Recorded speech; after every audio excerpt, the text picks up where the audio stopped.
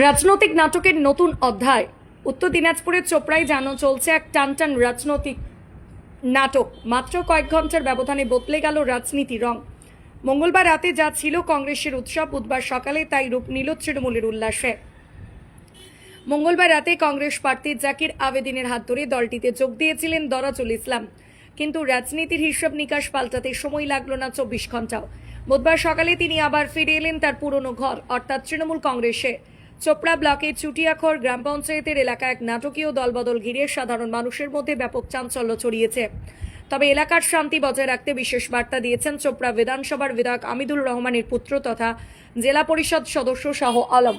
তিনি সকলকে শান্ত থাকার এবং যে কোনো প্রকার বিভ্রান্তি এড়িয়ে চলার আহ্বান জানিয়েছেন। পরিস্থিতির উপর কড়া নজর রাখছে স্থানীয় প্রশাসন। সবাইকে তৃণমূল কংগ্রেসের পক্ষ থেকে ধন্যবাদ জানাবো সবাইকে উপস্থিত হওয়ার জন্য। অ্যাকচুয়ালি কালকে যেটা ছিল, আমরা শুধু সামান্য একটু খেলা দেখতে গেছিলাম আর খেলা করতে গেছিলাম, যেটা আমাদের পরিকল্পিতভাবে ছিল।